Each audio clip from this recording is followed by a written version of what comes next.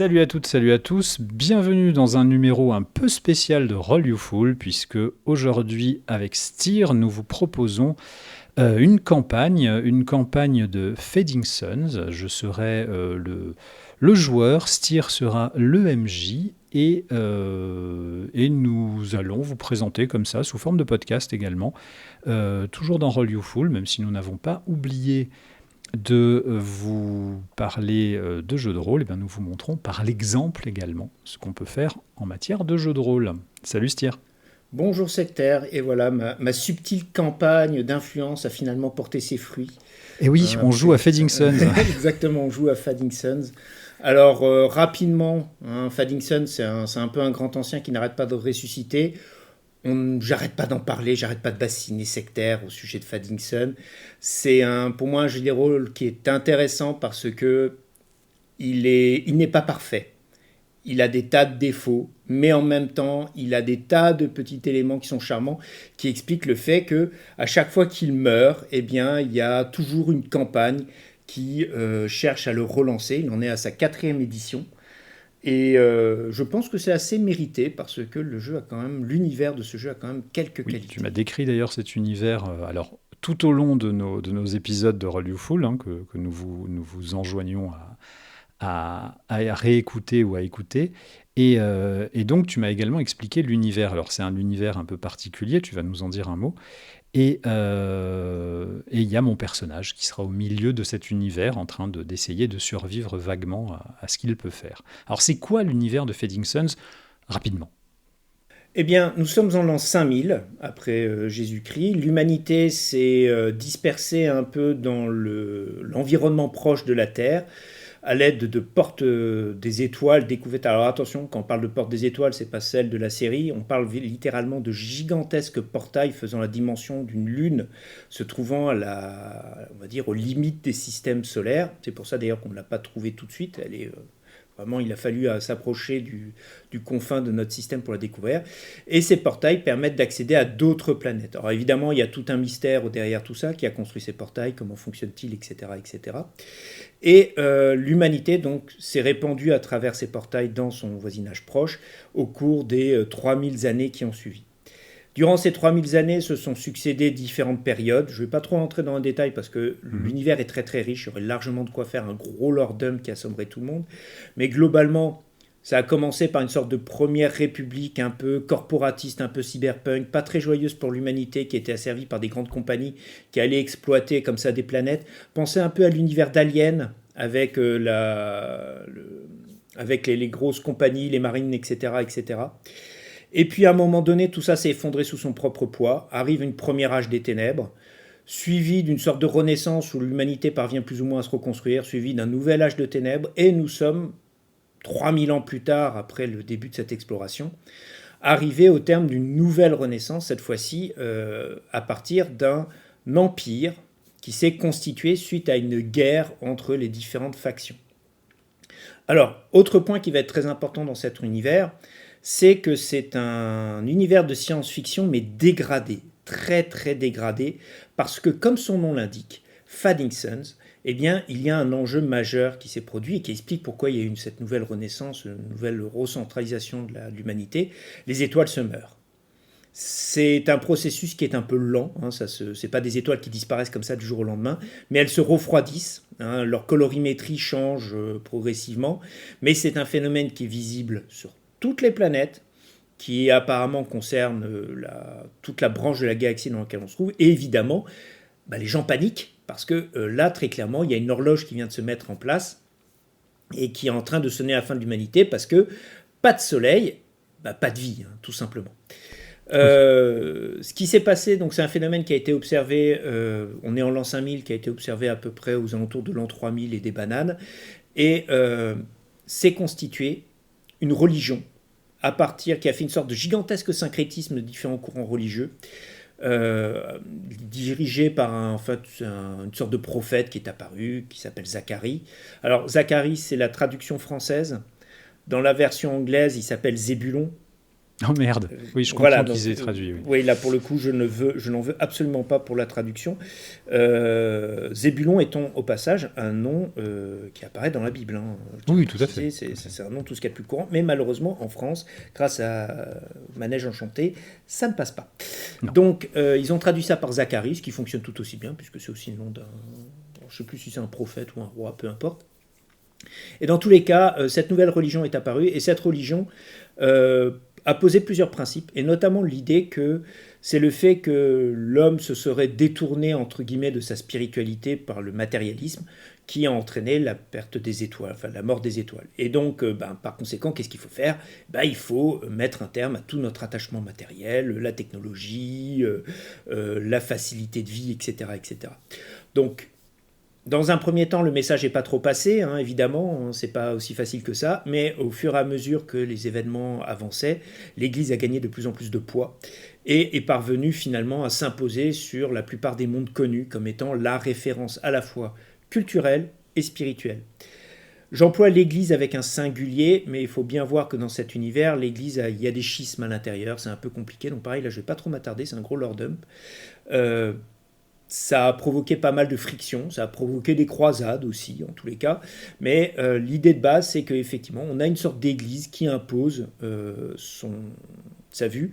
Et comme elle est devenue église officielle, eh bien, les hérétiques, hein, on les crame. Normal. Alors ça, c'est pour le pouvoir spirituel. Le pouvoir temporel a suivi un peu un mécanisme assez proche de celui de l'Empire romain, la fin de la Première République, c'est-à-dire qu'il n'a pas disparu, ça s'est fractionné en des tas de petites divisions. Sur certaines planètes, c'était une grosse entreprise qui a pris le pouvoir, dans d'autres, c'était des communautés, etc., etc.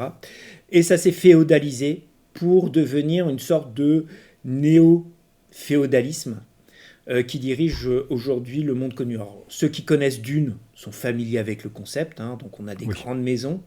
Le point qui est assez amusant dans Hawkwood, dans Fanningson, c'est que ces maisons royales ont essayé de se justifier, de se légitimer en inventant un passé glorieux. Et donc certaines ont exhumé des lignées improbables avec des dynasties royales de la Terre, etc. Donc par exemple, les Décados seraient des descendants des tsars de Russie, tu vois, ce genre de truc. Donc des fois c'est un peu branque, il y a un petit côté très, très faux, assez kitsch, assez reconstruit, mais au bout de 2000 ans, ce kitsch est devenu une vérité, entre guillemets. Les gens y croient, entre guillemets. Donc, Au niveau de mon personnage, qu'est-ce que moi je sais de tout ce que tu nous as raconté? Je connais à peu près ça, je sais à peu près ça. Ouais, tu connais à peu près ça. Ça, c'est ce qui est à peu près connu. Tu vois que je ne suis pas trop rentré dans les détails.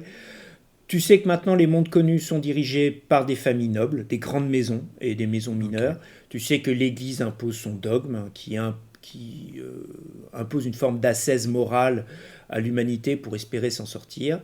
Et le point qui est très important, c'est qu'on sort, et là par contre, ça c'est maintenant l'histoire beaucoup plus récente, on sort d'une longue période de guerre, qu'on a appelée les guerres impériales, où les grandes maisons ont fini par se mettre dessus pour savoir qui allait diriger le monde connu. Et il y a eu un gagnant, Alexius Hawkwood, qui est devenu le nouvel empereur. Voilà. Okay. Ça, ton personnage l'a vécu. Quand je dis que c'est quelque chose de récent, nous jouons en l'an 5002-5003, à peu de choses près, ces événements ont eu lieu de 4960 à 4990. Donc c'est ton enfance, hein, clairement.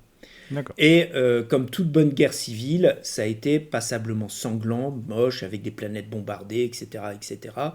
Donc, beaucoup de gens voient la fin de la guerre et l'arrivée d'un nouvel empereur comme étant une période de respiration. Les maisons nobles sortent passablement affaiblies de tout ça, parce qu'elles se sont entretripées. Et voilà. Ton personnage, lui, n'appartient pas aux maisons nobles, il n'appartient pas au clergé, il appartient à la guilde. Et comme pour l'Église, le singulier est un peu trompeur, il n'y a pas une guilde, il y a des guildes, chacune avec un peu leur rang de spécialisation. Et ton personnage appartient à la guilde des Origes. C'est peut-être la guilde la plus importante qui soit, parce que c'est celle qui assure le transport, la navigation entre les mondes connus, c'est celle qui possède le savoir qui permet de faire fonctionner les portails. Parce que pour actionner les portails, il faut des coordonnées. Et désormais, dans le monde connu, il n'y a que la guilde des Origes qui a qui a ce savoir, mais qui en plus, beaucoup plus important que ça, a le monopole légal du savoir. C'est-à-dire quiconque essayerait de créer ses propres clés se ferait arrêter, condamner, exécuter sommairement. Ok, donc on a notre propre police, notre propre... Voilà, vous avez votre propre système, et de règle générale, le système est aussi renforcé par les maisons nobles, par l'Église, etc. Voilà. Il existe d'autres guildes, ça on verra au fur et à mesure, mais chacune avec leur domaine de spécialité. Par exemple, les ingénieurs s'occupent des machines, les fouinards font la récupération, ce genre de choses, etc. Chacune a un rôle plus ou moins joué. Et pareil, un point qui va être très important là-dedans, c'est que là on parle de vaisseaux spatiaux. Par rapport à l'Église qui professe l'idée d'un renoncement, de revenir à un mode de vie agraire, c'est un peu problématique. Oui. Donc l'Église a fait ce qu'elle a toujours fait, quelles que soient d'ailleurs les formes de religion, elle a fait un compromis. Et elle a proposé une exemption, une indulgence pour ceux qui se sacrifient, qui sacrifient leur âme, qui sacrifient entre guillemets leur possibilité de rédemption pour le plus grand bien de tous. Et cette rédemption porte sur une certaine catégorie de personnes, notamment les pilotes de vaisseaux spatiaux, la noblesse, évidemment. Certains pans de l'Église, etc., qui ont le droit d'utiliser certaines technologies, parce qu'il ne faut pas déconner. Oui, c'est ça. On a une morale, mais il y a un moment, il faut... Voilà. Faut pas déconner, oui, absolument. Exactement. Alors, les Origes, comme j'ai précisé, donc c'est une guilde qui s'occupe du transport de marchandises. Le problème, c'est que cette guilde est en fait un conglomérat de groupes marchands qui se réunissent en fait sous la forme de Hong. Donc là, il faut entendre des triades familiales, en fait des groupes familiaux. Il faut imaginer des sortes de PME, TPE spatiales qui possèdent une flotte de navires qu'ils louent, vendent, utilisent au service des autres pour transporter des personnes, des marchandises ou autres. Comment ça se passe pour le côté militaire? Quand deux systèmes solaires veulent se faire la guerre, il faut bien qu'ils passent aussi par les Origes, du coup. Exactement. Alors, c'est là où ça devient très particulier. La guilde a un devoir de neutralité. Donc, dit autrement, elle a la possibilité, les familles nobles ont la possibilité de former... Alors, il faut bien avoir un truc en tête en particulier. Les Origes possèdent un monopole sur le transport entre les systèmes stellaires. Au sein des systèmes stellaires, il n'y a rien de particulier. N'importe qui, n'importe quelle maison noble peut affréter des navires, etc., etc. Mais par contre, si tu veux franchir une porte des étoiles, il faut passer par les Origes. Donc, ce qui se passe, c'est que tout simplement, les Origes ont maintenu un vernis de neutralité durant les guerres impériales, assurant le passage à travers les portes des étoiles à ceux qui étaient capables de payer leurs tarifs. D'accord. Est-ce que cette neutralité a toujours été respectée au début de la guerre? Plutôt. Vers la fin, lorsque les Origes ont vu qu'il y avait un cheval gagnant dans la course, ils ont commencé à couper les ponts, à isoler certaines maisons nobles qu'ils considéraient comme étant des has-been, et c'était pas la peine de les aider, quoi. Ça veut dire que effectivement, comme pour Dune, l'univers de Phanixon est un univers extrêmement politique et politisé. Les maisons nobles s'entre-déchirent joyeusement, et les guildes aussi d'ailleurs. Ok, parfait. Donc, mon personnage au milieu est un vétéran de la guerre, pilote, pour les Origes. Pilote est un peu, en fait, dans ton cas, puisque je te rappelle, on a fait la création de ton personnage. Tout à fait. Tu n'es pas issu du sérail des Origes. Les Origes, comme j'ai dit, c'est des grandes familles. Soit on est dans une de ces grandes familles, soit on est intégré à ces familles-là. Toi, c'est plutôt ton cas. Et en règle générale, ceux qui ne sont pas nés dans les grandes familles ont une approche un peu plus hybride. Pilote, marchand, intermédiaire, ils occupent plusieurs casquettes. Et c'est justement ce côté polyvalent qui a attiré le regard d'une personne extrêmement redoutable qui s'appelle Hirou Erkan. Donc, Hirou Erkan dirige un Hong, le Hong Erkan, qui s'est spécialisé dans le transport entre les mondes de la maison Al-Malik et les mondes de la maison Dekados. Voilà. Donc c'est ce qui leur a permis de se faire du beurre pendant les guerres impériales, parce que les Al-Malik et les Dekados se sont tapés dessus, évidemment. C'est aussi les Al-Malik, c'est une famille assez riche, avec beaucoup de commerce, donc il y a pas mal de marchandises qui transitent par eux. À titre d'exemple, si tu regardes sur la carte, si on avait une carte stellaire sous les yeux, on verrait par exemple que le monde central des Al-Malik, Criticorum, est bien au milieu de la carte stellaire, avec des voies marchandes qui partent dans tous les secteurs. Et donc, finalement, quand on veut faire du commerce d'un bout à l'autre de la carte, on est très souvent obligé de passer par Criticorum. C'est ça. Donc, c'est un hub central, clairement. C'est un hub central et ce qui a permis au Al-Malik de se faire de l'argent, alors que les Décados, eux, sont situés plutôt au sud-ouest de la carte, Severus, Cadavus, etc. etc. Donc, le Hong Erkan s'est fait un peu une spécialité là-dedans, surtout que les Décados, bon, il n'y a pas une grande subtilité dans les noms, Décados, Harkonnen, même combat. Ce sont ceux qui ont appris à utiliser le peu de ressources qu'ils avaient de manière la plus optimale qui soit, donc n'hésitant pas à utiliser tous les moyens sales, entre guillemets, pour gagner guerres impériales. Et ils ont une réputation assez terrible dans tous les systèmes solaires. On ne tourne pas le dos à un Décados, on ne présente pas un moment de faiblesse à un Décados, parce que sinon il profitera de vous. Évidemment. Erkan a parfaitement compris cela, et tu ne l'as que assez peu rencontré parce que le Hong Hiru Erkan, finalement, c'est le consul, en gros, c'est le PDG de la compagnie dans laquelle tu travailles, oui, pour laquelle tu as signé. Donc tu l'as rencontré une première fois, il t'a serré la main, il dit bienvenue dans la famille, il t'a tapoté l'épaule, et puis voilà. Par contre, tu connais son fils, Takfin Erkan. Parce que les Hong ont une approche, comme j'ai dit, qui est très familiale. C'est-à-dire que très souvent, vous avez le doyen, le patriarche ou la matriarche, peu importe, c'est pas forcément... je tiens aussi à préciser que c'est pas un monde qui s'intéresse particulièrement ni au genre...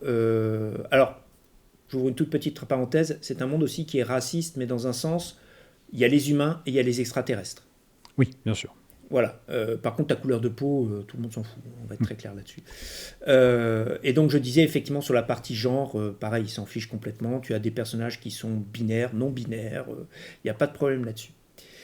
Le point qui est important, c'est que Erkan dirige son Hong comme il dirige une famille. Donc, il a des enfants et chacun de ses enfants a reçu très souvent en fait des flottes, en fait, un navire marchand à gérer. Et donc, toi, tu travailles directement pour l'un d'entre eux, c'est d'ailleurs lui qui t'a adopté au sein du Hong. Il s'appelle Takfin Erkan. Okay. Et ce Takfin Erkan, comment préciser cela ?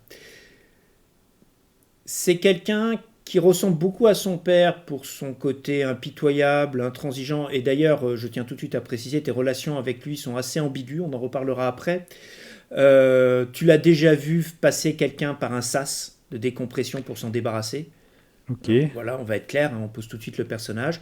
Mais il a une réputation pour être moins brutal que le père, ce qui t'a laissé souvent songeur concernant la brutalité du patriarche. Il s'est cependant toujours occupé de toi parce qu'il a vu en toi une ressource importante. Tu es quelqu'un qui a le contact facile.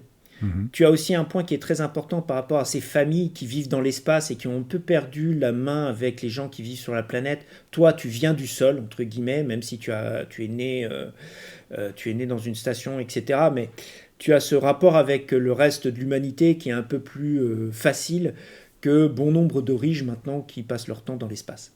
Et du coup, tu es un peu devenu, par la force des choses, l'intermédiaire entre le capitaine Takfin Erkan et ses relations commerciales. Tu es un peu le visage, tu es un peu devenu la personne qu'on envoie pour négocier, pour parler, pour discuter, pour signer. D'accord. Très souvent, tu es envoyé en avant, on te met dans une navette et on te dit, voilà, il y a cette navette, il y a un contrat, il y a une planète là-bas, tu vas signer le contrat, machin, etc. etc. Ok, donc je fais plus ça que du pilotage, quoi. Je fais plus de relations publiques que... Ouais, tu fais du pilotage, très souvent, tu es envoyé, il n'y a pas de problème, mais t'es pas le pilote, t'es pas celui qu'on va mettre pour faire les atterrissages. C'est pas le boulot. D'autant plus que tu as maintenant un rang. Ton personnage n'est pas un personnage novice. Ça, c'est aussi une particularité de Faddington. On joue des personnages qui ont de l'expérience. Donc, en gros, on va dire les tâches basiques, les tâches de base, tu les fais plus. Il y a des sous-fifres pour ça. Tu as désormais un rang. Tu es lieutenant dans la flotte. Donc, ce qui peut t'amener quand même à faire quand même certaines tâches manuelles. Mais oui, c'est plus rare, quoi. Ouais, Alors, maintenant, on va parler un peu de ta situation personnelle. Toi, tu as rapidement compris deux choses. La première, c'est que tu n'es pas membre de la famille Erkan. Et que par conséquent, tes chances de promotion... oui, il y a un plafond de verre, quoi. Il y a un plafond de verre. Il y a deux possibilités. Soit tu te maries dans la famille, ce que le capitaine a plus ou moins laissé entendre comme étant une possibilité. Mm-hmm. Voilà. Mais alors maintenant, quand on parlera des propositions qui te sont faites, c'est pas une chose que tu envisages spécialement.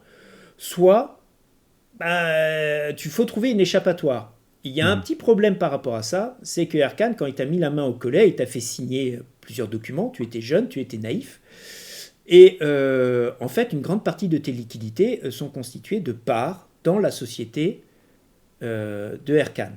Oui, puis j'imagine que s'il met des gens, enfin, s'il tue facilement des gens de ses mains, tu pars pas de sa famille comme ça, quoi.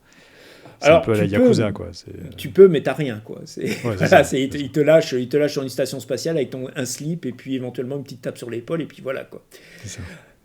Le fait est, c'est que c'est ambivalent. Tu as toujours été bien traité. Il te considère vraiment comme quelqu'un d'important dans son groupe. Après tout, tu es quand même lieutenant, hein. Je tiens à préciser Ouais, que tout même à fait. toi, durant les guerres, tu as quand même donné des ordres qui ont abouti à des choses, voilà, à des décisions un peu parfois difficiles, hein, on va être très clair. Mais dans tous les cas, tu vois qu'il t'a un peu mis la main au collet. Et tu sens que, mine de rien, il voudrait bien quand même que tu intègres la famille. Ouais, ok. Toi, un Les peu plus guerres, que... j'y ai participé en tant que Orige, hein. En tant que riche, c'est-à-dire D'accord, que toi, tu j'ai pas faisais pris du part, transport. quoi. Ok. Voilà, tu n'as pas pris part. Mais par exemple, il t'est Oui, arrivé de devoir, toi et la flotte, de quitter, enfin de participer à la marge à des affrontements, de devoir abandonner derrière des vaisseaux, des trucs comme ça. tout à fait. On pourra imaginer que par exemple, à un moment donné, vous-même, vous avez été obligé d'évacuer un vaisseau qui était gravement endommagé, donc tu as passé un moment dans les capsules de survie. Voilà, c'est des souvenirs qui... Oui, et tout à fait. Mais encore, disons que voilà, j'ai pas pris voilà, part à une. t'étais pas sur le front. J'étais pas sur le front, d'accord. Exactement. Ça marche. Donc, le navire dans lequel tu es s'appelle la Cigogne Discar. Discar. Non, Discar. Alors ça, c'est le nom sur les documents officiels, etc. Le nom exact, c'est Taglutnen Iskar. Je te l'épargnerai. Merci. Voilà. Cigogne, pour une raison qui est assez simple, c'est que Takfin n'est pas le fils d'Iru Derkan, c'est l'un des fils de Iru. Et ce dernier a un problème, c'est que le patriarche commence à se faire vieux, il faut que quelqu'un prenne la suite dans le Hong, et les descendants se livrent un peu une petite guerre. Ça, c'est ce que tu as compris, se livrent plus ou moins aussi une petite guerre assez venimeuse pour savoir qui allait hériter du pactole. C'est aussi une des Évidemment. raisons qui fait que tu es un peu ambivalent, parce que tu te poses la question, est-ce que je vais partir de là avec mes billes, pendant que je le peux encore, ou est-ce que je vais m'investir dans cette lutte impitoyable, hein, Pour que Takfin gagne, parce que si c'est pour pas que lui qui Takfin... gagne, je perds tout, quoi. Ah oui, toi tu perds tout, hein. C'est ça, d'accord. Ok. Voilà, c'est exactement ça. Alors, Takfin, contrairement à ses frères, il est tout aussi brutal et impitoyable que les autres, hein, comme j'ai dit, mais lui, ce qui le rend quand même un tout petit peu sympathique, c'est que c'est quelqu'un qui travaille un peu sur le long terme. Il n'hésite pas, ouais, il ne cherche pas forcément le gain à court terme, il respecte ses contrats, ce genre de choses. Il essaie toujours de Ok. voir ce qui va être long, le rapporte le plus. Et un exemple de ça, donc pour ceux qui nous écoutent, la carte stellaire, comme je l'ai précisé, ce sont des mondes qui sont reliés entre eux par des points de saut. Donc pour aller d'une planète à une autre, il faut passer par une planète, puis par une autre planète, puis par une autre planète, etc.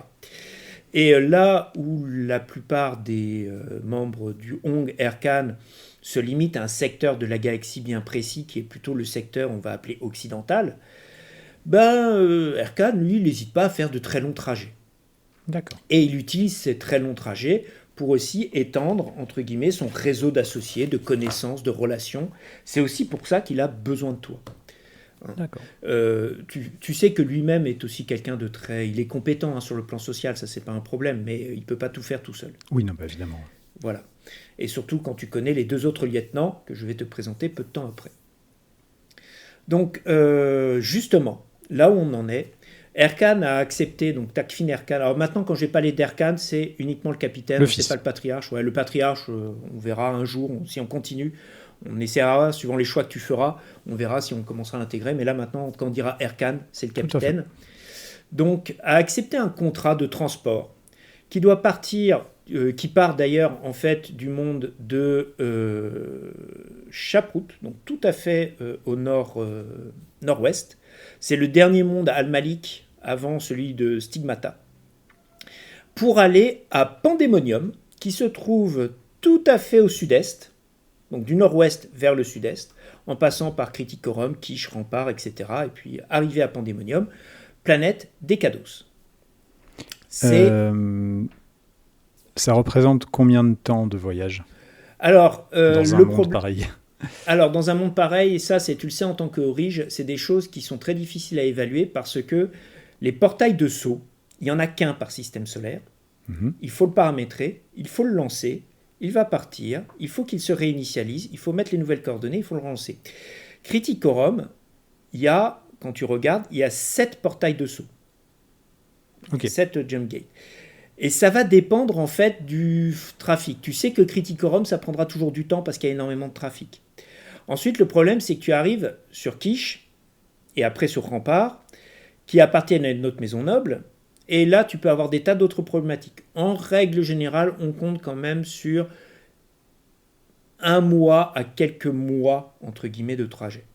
Oui, c'est ça. Genre, imaginons tout est idéal, tout se passe bien, on a les autorisations. Un mois. Voilà. Ok. Et puis, un Entre mois... les portes, c'est instantané ou pas? Non. Les portes, il faut vraiment avoir... Alors, ça, c'est aussi un point qui est très important, c'est que les Auriges savent comment fabriquer les clés. Ils ne savent pas comment fonctionnent les portails. D'accord. Tu entres la clé, ça injecte une coordonnée, ça communique avec le portail s'enclenche. Et là, c'est un peu la loterie. Des fois, ça va fonctionner très vite, des fois, ça va prendre du temps, des fois même, ça ne va pas marcher. Et à ce moment-là, c'est à ce moment-là que les Auriges commencent à suer à grosses gouttes parce que leurs clients derrière ont payé pour que ça marche. Et il peut y avoir des raisons, ça peut être tout à fait raisonnable pour quelles raisons ça ne fonctionne pas. Un truc qui est tout bazar, qui est très simple, les coordonnées que tu dois mettre dans le portail correspondent à l'emplacement du système que tu souhaites atteindre par rapport à la position relative du système dont tu pars. Ouais, d'accord, ok. Donc, comme l'univers est en constant mouvement, il faut réinitialiser les clés constamment. Eh oui. Donc, c'est pour ça que des fois, c'est compliqué, et c'est pour ça que cette carte stellaire que l'on voit là est en fait que l'on a actuellement, est incomplète, puisque comme j'ai dit, on est passé par des âges de ténèbres, etc. Il y a des mondes qui ont été perdus, des mondes qui ont été conquis, des trucs comme ça, etc. Donc ça, c'est pour ça qu'on appelle ça les mondes connus. C'est ce que Et au l'humanité... sein de la Oui. traversée des portes, Yep. c'est-à-dire, je suis devant la porte, j'ai mis mon code, enfin, moi, hein, mais le vaisseau a mis son code, la porte est prête, etc. Quand on passe, c'est à la Stargate, c'est-à-dire, on passe une porte, il y a un espèce d'effet lumineux très joli, et hop, on arrive de l'autre côté, à l'autre porte de l'autre station, enfin de l'autre système solaire, ou est-ce que c'est plus Le trou wrap, vert. le Voilà, trou de verre, le wrap à la Warhammer 40 000, c'est-à-dire ça prend du temps à l'intérieur, en fait. Alors, ça prend du temps à l'intérieur, dans le sens Ok. où tu vas avoir une sorte de phénomène de dissolution. Le truc, par contre, qui est extrêmement important, c'est qu'il y a des mécanismes au sein du vaisseau qui sont là pour empêcher une dissolution complète. Normalement, tes molécules sont censées être dispersées, machin, etc. etc. Le problème là-dedans, ça peut être un des soucis que l'on rencontre lorsque la traversée, ces mécanismes peuvent être endommagés. Mhm. S'ils sont extrêmement endommagés, ben désolé, hein, vos molécules ont été dispersées à la vitesse de la lumière et vous êtes mort. Ah oui, logique. Voilà. Donc il y a de la perte, quoi. Il y a de la perte. Bon, ça arrive très très très très rarement quand même, hein, parce que là pour le coup ça fait partie des choses que l'on vérifie avant de traverser le portail. Oui, oui, mais je veux dire, Et vu le trafic, j'imagine, très important qu'il y a, il peut y avoir des disparitions régulières de vaisseaux, quoi. alors régulière peut-être pas, mais oui ça arrive, il y a des vaisseaux qui traversent. Voilà. L'autre par contre phénomène qui arrive, c'est que quand on franchit les premiers hommes qui sont parvenus à franchir ces portails, ont subi un effet qui a été, donc, que l'on a nommé en l'honneur du premier voyageur, qui s'appelait Satra, en l'honneur de la planète sur laquelle on a amené, l'effet Satra. Et l'effet Satra est en fait un phénomène d'extase spirituelle, Ok. qui ressemble en gros à un immense shoot des drogues les plus puissantes que tu peux avoir. Et on s'est rapidement retrouvé confronté à un problème, c'est que la plupart des pilotes passaient leur temps à franchir les portails en boucle pour reconnaître Oui, pour l'effet. pouvoir. Oui, Voilà. évidemment. Et donc, dans le vaisseau, tu as un outil qui est là pour justement empêcher cet effet Satra. D'accord. Donc ça peut être aussi un problème, c'est que vous franchissez le portail, l'appareil est endommagé, tout le monde à bord connaît un effet Satra et commence à délirer, parle Ah, c'est tout le d'extase. monde à bord. Ah oui, c'est tout le monde à bord. Ah, c'est pas que le pilote, d'accord. Ah Ok. non, c'est pas que le D'accord. pilote. Ok. Alors le pilote, en fait, il a l'effet puissance 1000 parce que lui, il est en contact avec tous les Évidemment, oui. outils sensoriels, etc. Mais tout le monde à bord le ressent. Et le problème, c'est que pour l'Église, c'est une hérésie en plus.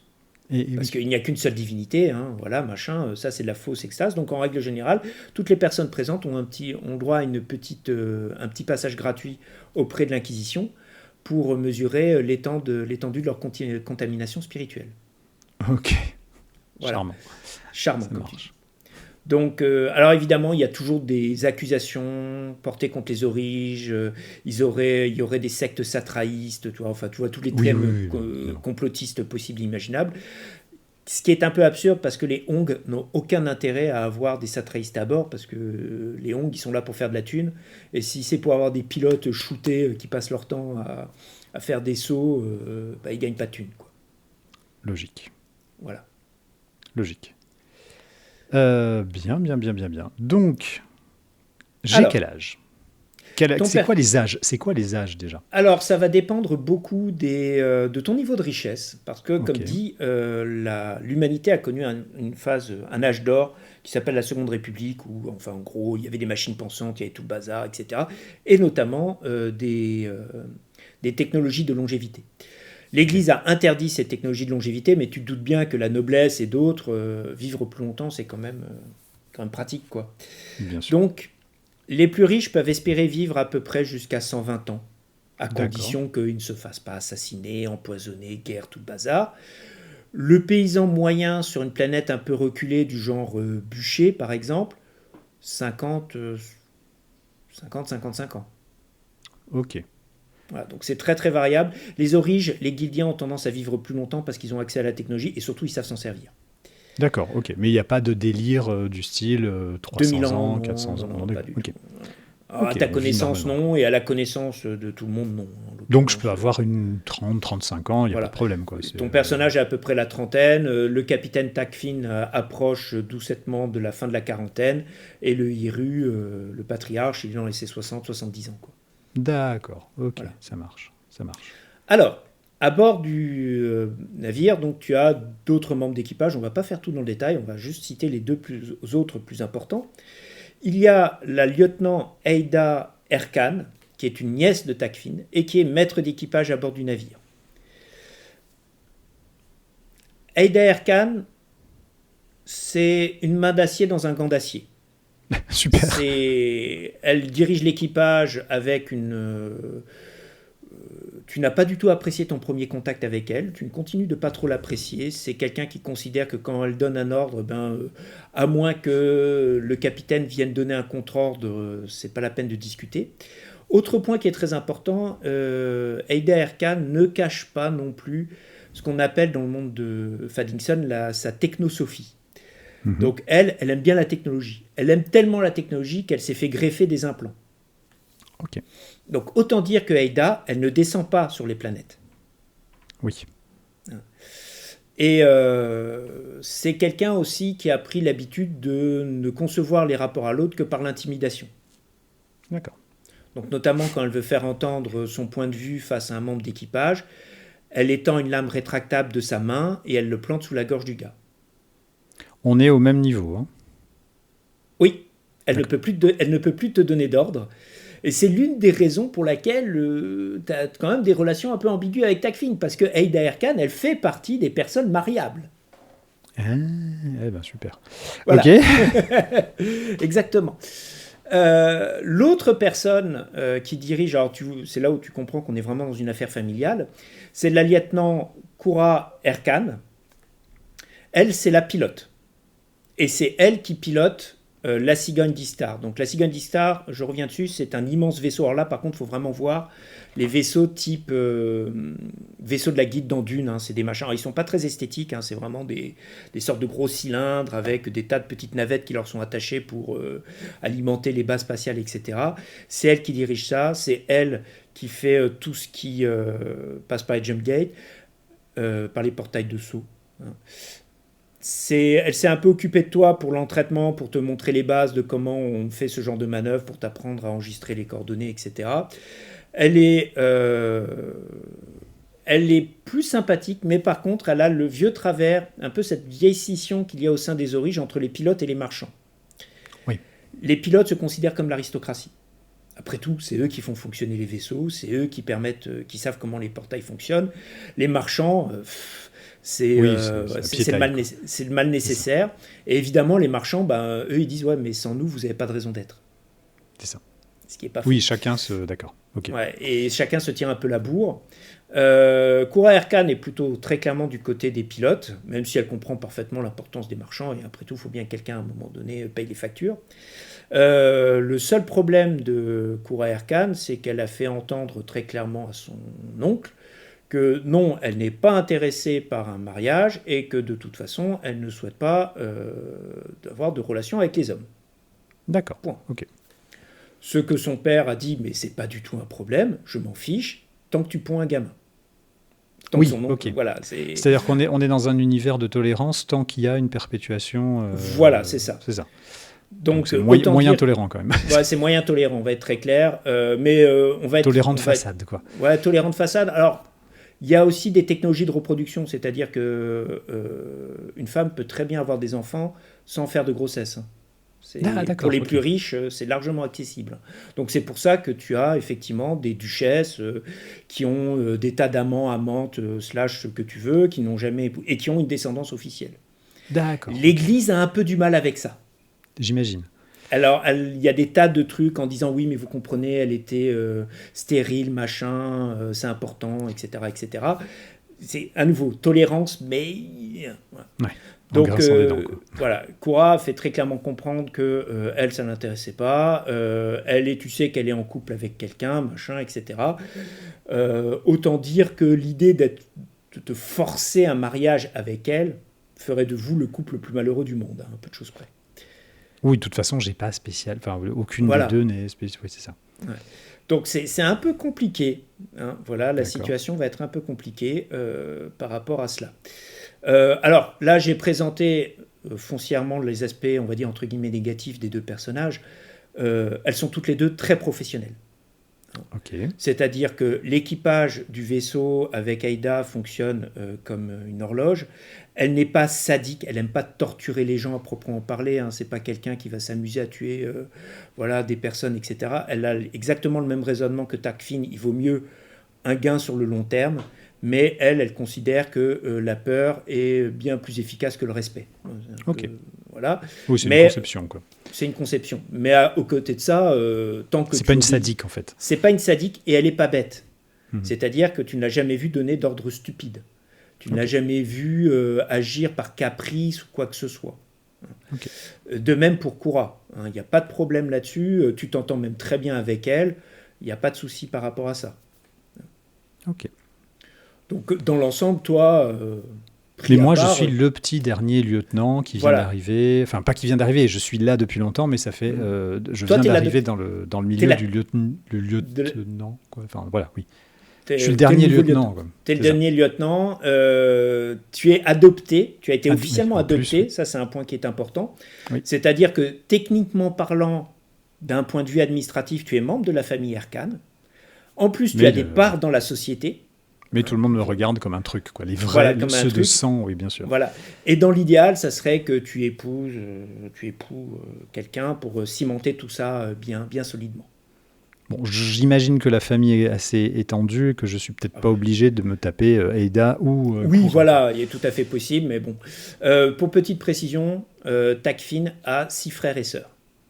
Ah, nom de Dieu. D'accord, ok. Voilà.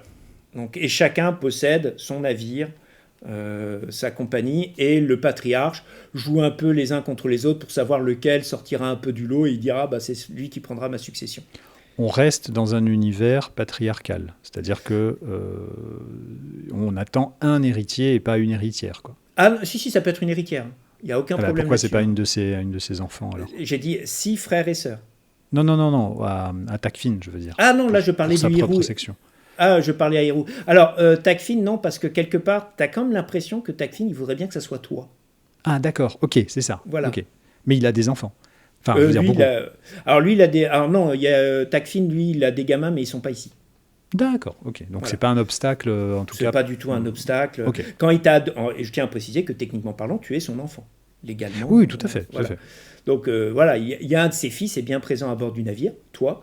Les autres, tu les as jamais rencontrés. Alors ils sont, ce que tu as compris, c'est que il y en a un qui est chez le patriarche en permanence, invité avec de gros guillemets. Voilà. Oui, otage, Et quoi. oui, voilà. Et l'autre qui est resté sur le siège, qui se trouve donc sur le monde de Chaprout, qui gère un peu toute la partie administrative Ok. du truc. Le père l'aime bien, mais tu as déjà entendu dire qu'il n'est pas taillé pour aller dans l'espace, ce genre de truc, etc. Enfin, voilà quoi. Ok. Mais ça pourrait être, comme dit, ça pourrait être des filles. Parmi les frères et sœurs de ta fille, il y a des sœurs qui pourraient tout à fait devenir demain la matriarche du Hongerkan. Il n'y a pas de problème D'accord. là-dessus. Voilà. Ok. Je tiens juste petite précision. Actuellement, l'héritière officielle de l'empereur, c'est une fille. Ok. Parfait. Ça, Ça pose aucun problème, quoi. C'est enfin, pas... à part ceux qui veulent devenir empereur à la place de l'empereur. À part ça. Ok. Voilà. Très bien. Mais moi, en tant que... Ce que je veux dire, c'est que sur le vaisseau ou dans la famille de Takfin, Mm. je n'ai pas un couteau dans le dos, quoi. En tout cas, j'ai pas une cible dans le dos. Alors pour A l'instant, priori. A priori. personne n'a souligné cet état de fait. Les frères, tes frères, entre guillemets, t'as jamais entendu parler. Et après, Takfin est quelqu'un quand même de relativement suave. Tu as un peu du mal un peu à le sonder. Tu sais pas comment il réagirait, par exemple. Tu aurais du mal à savoir comment il réagirait si tu disais ben non, je compte pas épouser machin ou quoi que ce soit. Peut-être que tu passerais pas le sas ou pas. C'est quelqu'un qui a Alors, toujours réussi à prendre par surprise les autres. Hein.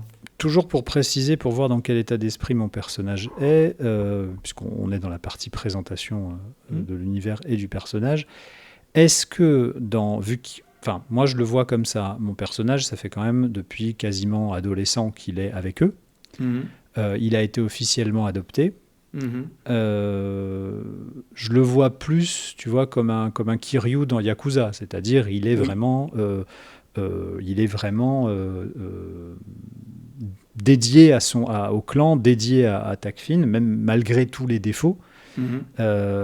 Et Ah bah c'est une relation très compliquée, un peu d'amour-haine. Hein. C'est-à-dire, tu vois c'est les ça. limites, tu vois les Mais en même colliers qui temps, te sont mis, tu vois les voilà, avantages.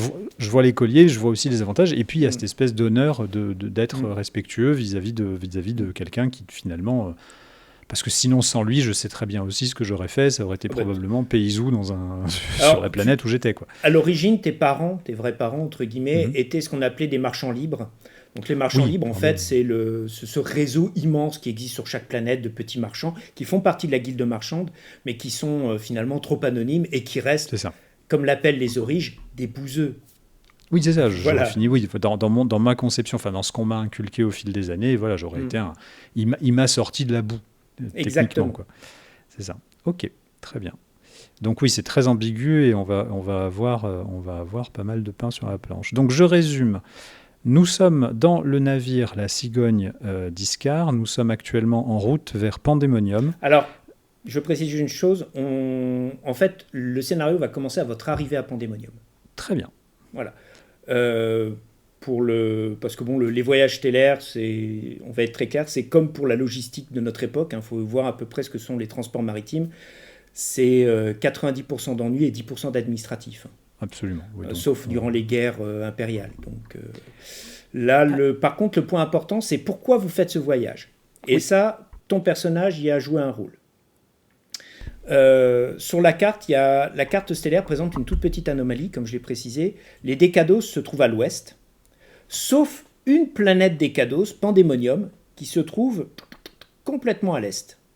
ok. Alors il y a des tas de raisons qui expliquent cela, je ne vais pas trop rentrer dans les détails, mais le fait est, c'est qu'effectivement, il y a cette planète qui appartient aux Décados, qui se trouve très isolée, avec en plus entre la famille Lialan, qui n'aime pas particulièrement les Décados. Enfin, personne n'aime les Décados.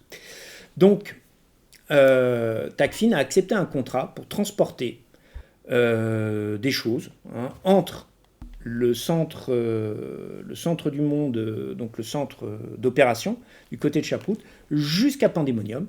Et dans son contrat de transport, toi, tu as réussi à mettre la main, tu as signé le contrat du siècle, le genre de truc, mais qui arrive une fois dans l'année. Vous avez transporté un évêque. Ah oui. Voilà. Et pas n'importe quel évêque. Le Magister Cornelia Kuiper de l'ordre eschatonique. Cornelia quoi? Kuiper. Kuiper. S. Ok. Alors, ça, c'est le genre de truc, C'est super, c'est clean. Alors, vous avez tout briqué à l'intérieur du navire, etc., etc. Évidemment. Elle vient du monde de Stigmata. Bon, ça a fait froncer quelques sourcils, j'y reviendrai après. La Magister Cornelia Kuipers, il y a un autre truc qui a par contre fait beaucoup plus froncer les sourcils à bord du navire. Elle est dépêchée par l'Inquisition pour aller sur Pandémonium. Donc c'est une inquisitrice. Alors, c'est pas une inquisitrice, elle est au rang au-dessus, c'est la personne qui donne des ordres aux Oui, inquisiteurs. oui, d'accord. Voilà, voilà, elle est vraiment bien au-delà. Et elle se déplace évidemment en plus avec son aéropage, enfin son groupe de personnes. Évidemment. Elle a une réputation incroyable, ça c'est ce que tu as compris. Alors d'ailleurs, c'est la partie un peu étonnante parce que tu pensais qu'elle allait se déplacer avec la flotte de l'église. Elle n'aurait pas besoin de, comme le premier des va-nu-pieds, à prendre un ticket sur un navire marchand. Mais en l'occurrence, non. Vous avez pu bénéficier durant le transport d'une escorte de l'église. Donc, personne n'est venu vous... vraiment, toute la première partie du trajet, surtout sur les monts de Lialan, parce que toi, c'est ce que tu redoutais, enfin, c'est ce que tout le monde redoute. Les Lialan sont en plus très pointilleux, mais les Lialan sont hyper respectueux de l'église. C'est vraiment les premiers fils de l'église. Hein, c'est leur titre officiel, à peu de choses près. Donc, quand ils ont vu... la Magister. Alors, Magister, c'est un titre particulier parce qu'elle appartient à l'ordre eschatonique, mais c'est évêque. Hein. L'évêque, Kuiper, etc., avec tous les papiers en règle, ils sont fait des courbettes, ils ont déballé le tapis rouge et ils vous ont laissé passer. C'était vraiment le truc, mais c'est parfait parce que du coup, vous avez pu embarquer d'autres choses. Évidemment, c'est ce que j'allais te voilà. dire. J'imagine qu'on en a profité. Vous en avez profité. Je reviendrai un peu plus sur Cornelia Kuiper après. Parmi les autres choses que vous avez embarquées, alors bon, il y a des marchandises, ça je ne vais pas trop rentrer dans les détails, ça peut être tout et n'importe quoi, de l'engrais, des machines, etc., peu importe. Deux autres personnes assez importantes, enfin l'une beaucoup plus que l'autre, un noble de la famille Al-Malik, donc répondant au nom de Yashin, Y-A-S-H-I-N, Jéroboam Al-Malik. C'est un marquis, il a l'équivalent d'un titre de marquis. Alors, je vais être très clair, je vais traduire tous les titres de noblesse parce que chaque famille noble a sa propre traduction. Oui, bien sûr. Donc, on va passer là-dessus. Hein. C'est un membre de la cour. Pareil, ça, c'est un truc qui est un peu étonnant. C'est-à-dire que, d'ordinaire, il n'y a que les voyageurs sont dans les familles nobles. Il y a trois catégories. Il y a les pèlerins, tu as les diplomates et il y a les militaires. Bon, les militaires, c'est pas vous qui faites le transport. Les diplomates, pourquoi pas. Les pèlerins, en règle générale, ils vont pas à Pandémonium, ils vont sur la Terre Sainte, ce genre de trucs, etc. Donc, toi, tu l'as tout de suite rangé dans la catégorie diplomate, mais c'est un diplomate vraiment, c'est un peu les Al-Malik, vous les connaissez bien, hein, vous opérez essentiellement sur le monde Al-Malik. C'est une famille noble qui est qui a un statut très particulier parce que beaucoup les accusent d'être en fait à l'origine d'être des marchands qui se seraient anoblis par leur fortune, leur réussite, et en même temps qui ont aussi une sorte d'approche très spirituelle de leur métier. Donc il y a un rapport qui est très ambigu vis-à-vis du reste du monde par rapport à Al-Malik. Et Jéroboam Al-Malik est exactement dans ce sens-là. C'est quelqu'un qui parle de manière très fleurie, qui a un langage très métaphorique, très poétique. Tu as eu l'occasion un peu de discuter avec lui. Il va pas parler de voyage, mais il va te parler d'exode, tu vois, ce genre de trucs, etc. Enfin, c'est un peu... Toi, tu as fait oui, ça va coûter tant, merci pour l'argent, voilà, hein, c'est bien ça. Et au revoir. Et au revoir. Autre élément très particulier, le monsieur ne se déplace pas avec sa cour. D'accord. Il a un garde du corps qui l'accompagne. Ils sont restés plus ou moins dans leur quartier. Mais jusqu'à l'arrivée de l'évêque, il venait pas vous voir, hein, il se mêlait pas au reste du truc, ce qui est un peu étonnant parce que les Al-Malik et la guilde, en règle générale, s'entendent plutôt bien. Ok. Ça, c'est un point central. Ça marche. Donc nous en sommes... Ouais, vas-y, dernier passager, c'est le dernier, après, promis, je t'arrête à t'embêter avec les noms. Non, mais attends, il faut un membre de la guilde qui s'appelle Yosif Malko. Ah, donc ça, c'est sur la guilde. Ça, c'est de la guilde. Il fait partie... alors, c'est le nom que tout le monde leur donne, et c'est devenu presque leur nom officiel. Il fait partie des fouinards. Les fouinards, c'est un mélange, entre guillemets, entre des récupérateurs, des archéologues qui s'intéressent en gros à tout ce qui s'est passé. Mais c'est vraiment, en fait, les gens, vous avez besoin de quelque chose, vous demandez un fouinard. Ok. Donc si c'est pas, entre guillemets, si c'est pas un produit qu'on peut acheter dans une boutique, à ce moment-là, vous allez voir les origines. Mais voilà, vous avez besoin d'un truc particulier, vous allez voir un fouinard, le fouinard va vous le trouver. Ok. La légalité de la manière dont les fouinards trouvent les choses. C'est ce que j'allais dire. C'est-à-dire, c'est un petit peu, on sait pas trop quoi. On L'un va pas des trop regarder, on va dire. Ouais, l'un des secrets les plus mal gardés, le secret les plus ouverts entre guillemets de la guilde, c'est que la guilde des fouinards a été en fait créée à partir de pirates qui se sont reconvertis. Ouais, ok. Bon, Voilà. genre. Donc, Yosif Malko doit se rendre à Pandémonium, il paye rubis sur l'ongle, il pose pas de questions. Ok, donc j'imagine qu'il est à peine toléré par Cornelia Kuiper et Alors, regardé de haut par Al-Malik. on va commencer quand on commencera vraiment la partie, je reviendrai un peu plus sur les relations. Cornelia Kuiper est un peu particulière. C'est pas une inquisitrice au sens Torquemada, purifiez-le par les feux et les flammes. C'est plutôt l'inquisitrice au sens tel que c'était entendu. C'est-à-dire Ok. quelqu'un qui mène une inquisition. Ok, je vois. Donc c'est un peu, voilà, c'est pas le chasseur de sorcières, on va cramer la sorcière. D'accord. Non, c'est vraiment la dominicaine un peu au sens là. Mais on verra là aussi quelques idiots sacrinzi. On va présenter ça comme ça. Évidemment. Bon, ben, on Voilà. a le contexte. On a le contexte. On se donne rendez-vous sur Pandémonium. On se donne rendez-vous sur Pandémonium. On va vous laisser pour cet épisode 0 de présentation d'un contexte qui est dense, qui est riche, comme vous pouvez le voir. Nous vous mettrons également dans le lien de l'épisode la carte stellaire, sans laquelle vous n'allez pas comprendre grand-chose à ce qu'on vous a raconté. Bien entendu, vous pouvez également nous retrouver sur les différents réseaux sociaux, etc., etc., si vous avez des questions, on se fera, surtout Styr se fera un plaisir de vous y répondre, d'y répondre, y compris sur le Discord. Et puis, eh bien, nous nous retrouverons pour l'épisode 1. Merci Styr. Merci Sectaire. Et à la prochaine. Salut. À la prochaine.